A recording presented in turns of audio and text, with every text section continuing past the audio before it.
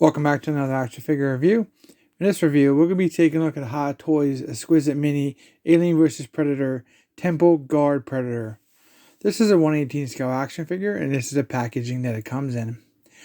It's the same style box we see with the large window on the front, AVP logo at the bottom, pictures of the figure itself there on the bottom. These are recommended for adult collectors for ages 15 and up. They're a small choking hazard for kids, so be very careful if you decide to buy these for your kids. Top of the packaging has the AVP logo. Bottom of the packaging has the same AVP logo. The side of the box has the kind of a half image of the Predator and the Hot Toys and AVP logo on the side as well.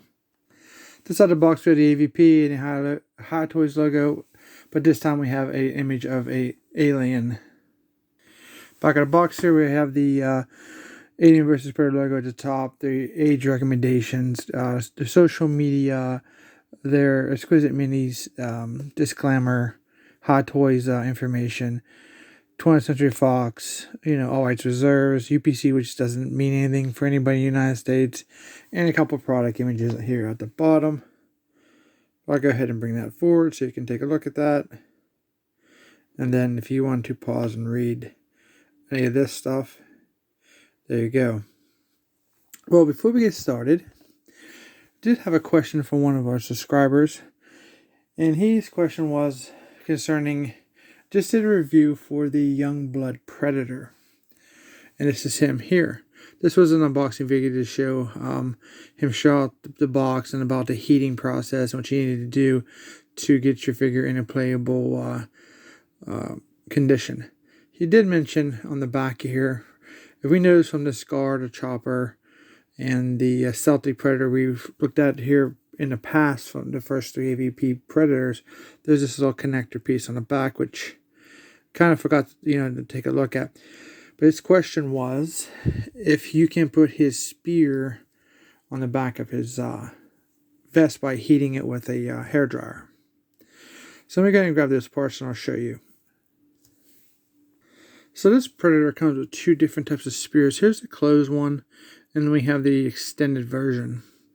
Now, so to answer your question, no, you cannot use this collapsed spear in here by heating up that clip to make that more flexible.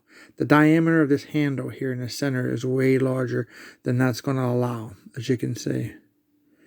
But if you would heat that, this type of plastic won't flex enough. It'll just break because it's a harder type of plastic.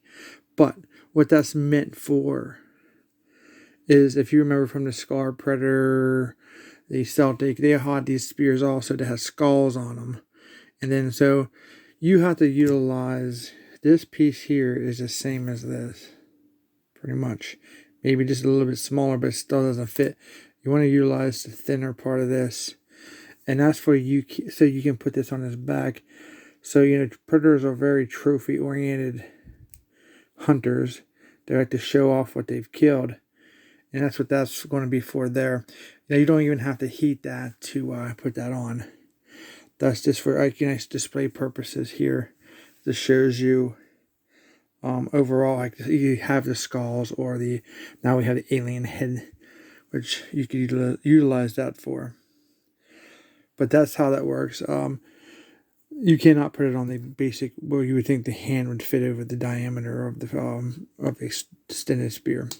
But overall, that's what that's for. And hopefully that answers your question. With that being said, we're going to go ahead and start taking a look at the Temple Predator. And we'll do a quick comparison with the Youngblood just because we have him here at the end of the video. So let's go ahead and start taking a look at it. Here's a quick look at the backdrop that's included inside the box. It's the same as the Youngblood one. Here's a quick look at the clamshell showing how it's packaged inside the box. Okay, here's our Temple Guard Predator outside the packaging. My first impressions, I must say, kind of looks a lot like the Youngblood Predator. Very similar in what they've done. The only real difference is the helmet sculpt and the one gauntlet on the arm, which I believe, I think it's upside down, but maybe that's just the way they try to, make it look like a different predator. So I may switch that around for my own purposes, but we'll take a look at that here shortly. But the overall helmet sculpt is really cool. The most difference here, we do have the basic front of the mask of the predator here. It looks pretty much basic, but the sculpt work in the top of the helmet, you can see there. He does also have his shoulder cannon. Here we have his dreads, individual dreads with the brown beads. We do have some of these skulls across his chest on a necklace. Same kind of armor here. This is that really hard plastic we just discussed about, that back attachment piece. He does have the gauntlet here on this arm, on a really cool metal. This is that arm piece that kind of thought it looks like it was upside down. Remember one of the other predators, first 3 predators we looked at had one of these, but this piece should maybe be on top, and then this blade should be on the bottom, and kind of just looks weird to me like that, because you can see how the blades are on the bottom, and I don't know. I may switch that around. It's an easy fix. You just pop off the hand, pop off the gauntlet, turn it to where you want it, and reinstall pieces. He has the yellow and black netting for his under his skin and his basic wear. It has a little more orange or more black on the character here, on his arms. Here, on the side of his legs, he does have that really cool armor. I like how that shines. A lot of black on the feet. He has a knife here that's removable. We'll take a look at one of the accessories, but nonetheless, he's pretty cool. If you want a nice army building figure, I guess these two look a lot alike except for the helmet, but so it's a 360 look. The back here, same, a lot of other armor in a piece that goes up in the middle. Back side, I do love the color of the metal. It looks realistic. Very cool. So here's a couple more angles. I'll try to get so you guys can see.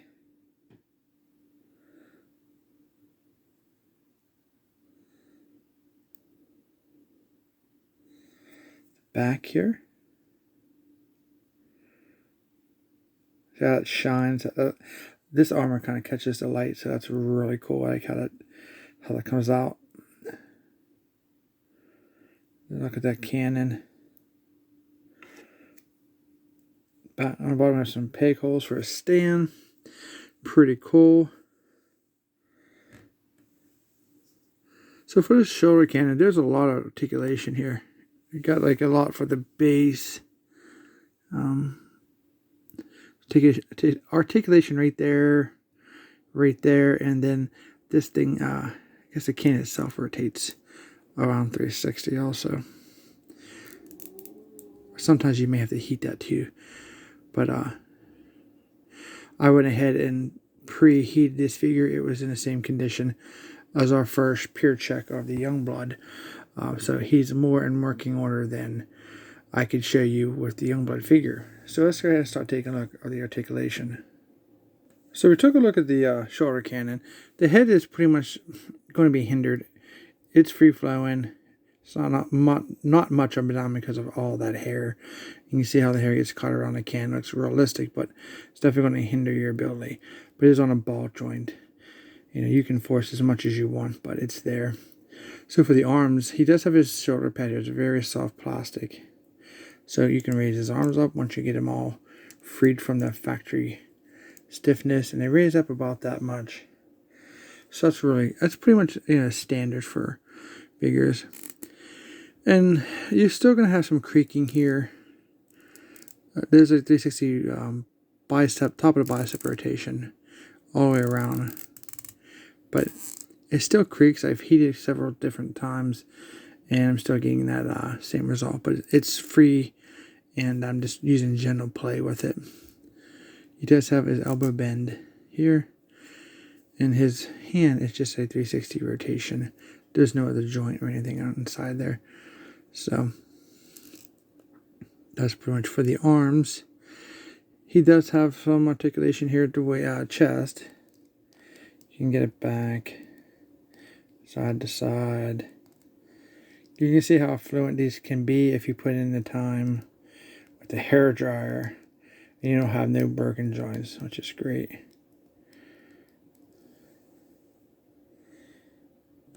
And for the legs, you can do a small split, but don't forget that this band is connected here into the waist, so you're not going to get very much on that one, but you can see that the joints are free now.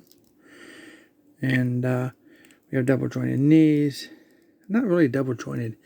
I guess it kind of gives you that impression because you can get a bend here at the top, and then the way this is designed is like this big piece of plastic comes out of this piece and it extends back. So I'm not sure if you want to consider that double joint. I would, because I guess you could get that top piece to move. That piece moves, and then this piece here on the bottom moves also. So I'm going to go ahead and say, yeah, it's double jointed. Now, for the feet, there is a joint in there. This is one of those classic things on these figures. I've seen, like, even with Hasbro, for example, that there's a joint there, but you can't utilize it because of the overall aesthetics. This little spike on the back, it's supposed to like, pivot down. I can see the joint in there, but it's not going to let it because this gauntlet hits that. And so you do get the 360 rotation all around, but as for down and up, that spike just stops everything. And then the side to side is the same feature. We have a spike here and a spike there. So, and then of course up is not going to allow because the top of the foot's that. So, you know, the joint is there, and it's just I think, you know, there because they use the same mold, pretty much the same box. So was like no saving for them. They're not included. So yeah, he's pretty well free of all his hindrances with the stuck joints, but here's some limitation for his overall design for his articulation. But nonetheless, he's really cool, and you can see that he is playable. You know, I still recommend general play with these. But also one thing to keep note, if you do warm up your figures with the hair dryer, and you put them back in a box and you don't touch them for a month or two, they can become stiff again. I've seen that. So, you know, if you play with them, everything is great. You love them, you put them away, you're busy. You come back to them in a month, you might want to just like every time you revisit your figure, just check it to make sure. Especially the shoulders, the newer elbows and the knee joints are pretty well okay. You see how thick those are right there, and then you have this double joint here. One's like a ratcheting, and one's just a plain joint. You can feel that soft ratcheting as you move the elbow. So just a couple of precautions there for you. I think I might try and see if the hand comes off. And see if I can get this gauntlet to slide off. And you can slide that off, and I'm going to spin mine around because I think I like it better like that, maybe. I think I'm going to leave that and see what I think about it later. But it just has a better flow, in my opinion, for my Predators. I just don't think the upside down version is for me, because you have this blade under the bottom. I don't know what you think in the comments, if you like it this way or upside down version. It doesn't really matter. It's your Predator. You can make it however you want. So let's see what we got here. And for his accessories, I might as well go and show you the blade in his leg. Pretty cool. This is actually two blades. If I can get my finger between there. It comes from the base all the way up. It's just pushed together at the top. A lot of spikes. Pretty cool. And that fits in his hand. Let's see here.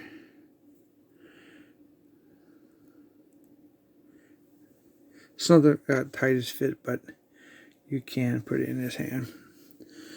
His alternate hands are more wider base, so that's literally the only two hands that you can put these into.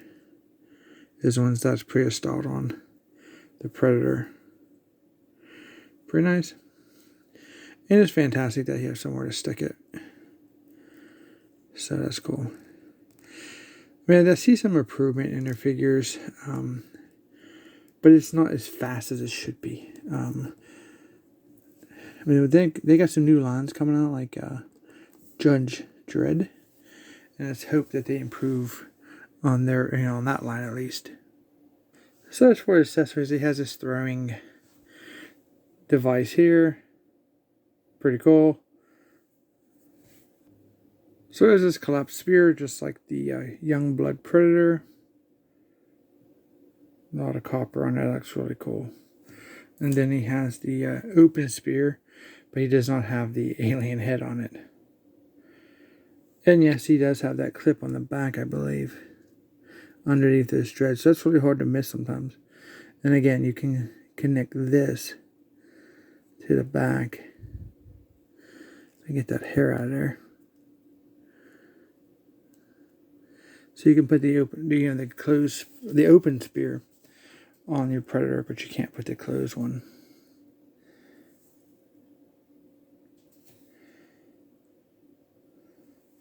So that's how that looks. Without the skulls or alien head. It comes with a set of alternate hands.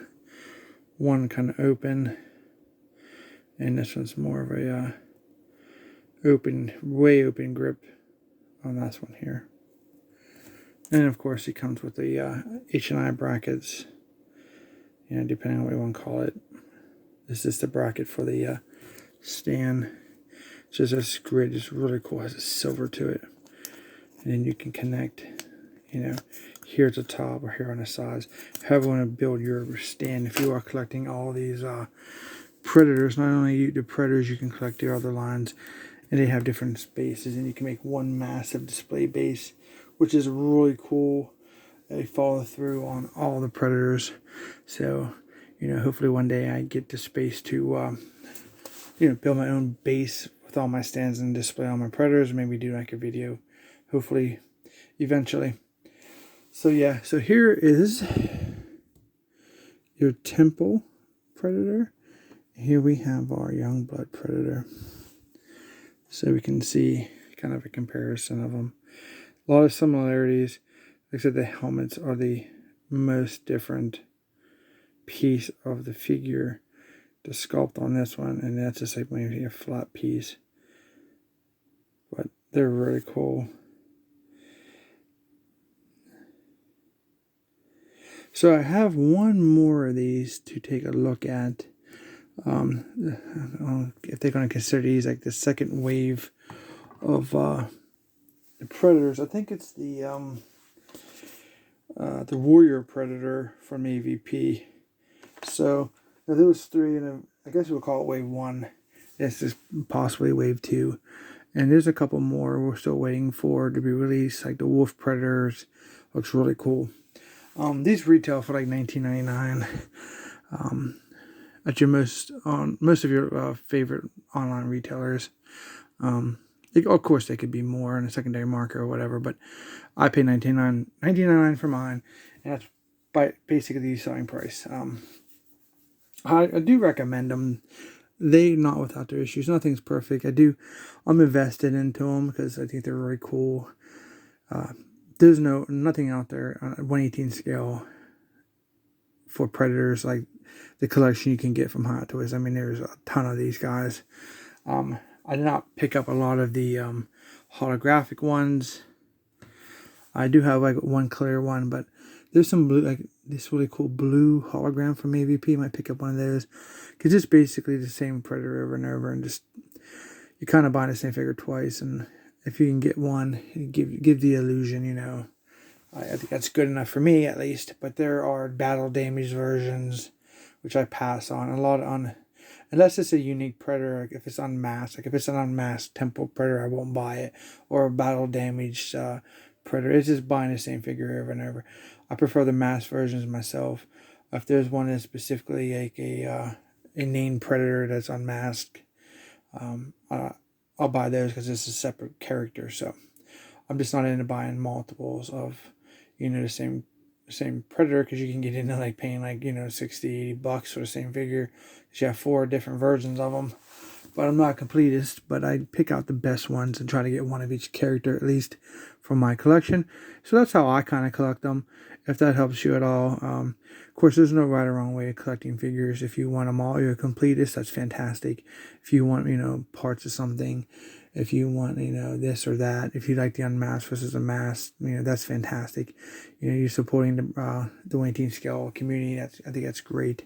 But for me, that's how I do. I like the mask myself. And these ones are kind of like almost the same, but there's, like I said, there's some similarities and there's a few differences, like the helmets and stuff. But so it gives me like 2 different characters in my collection, at least. So I hope you guys enjoyed this review. Thank you guys for your questions and comments. Hopefully I answer your question. You know who you are if you're watching this video. I don't want to call you out, by your username, because it's like, I didn't ask for your permission. So just want to answer your question, and hope you guys enjoyed it. And don't forget to subscribe. Got lots of cool stuff coming. Lots of different types of reviews from different brands. Don't forget to thumbs up. Don't forget to like the video, like I said, and share the video with all your fellow friends and collectors. And we will see you guys in our next review.